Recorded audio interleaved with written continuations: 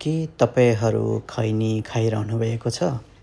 यदि अझै पनि तपाईँहरूले खैनी खान छोड्नुभएको छैन भनेदेखि यो पुरा भिडियोलाई हेर्नुहोला।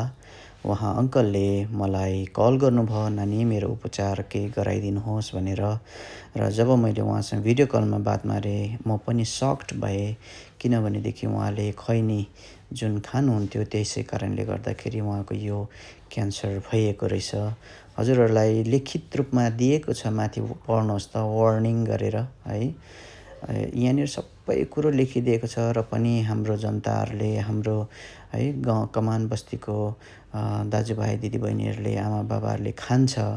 र प्लिज म चाहिँ यही भन्न चाहन्छु, तपाईँहरूले यो टोब्याको खैनीलाई चाहिँ नखाइदिनुहोला।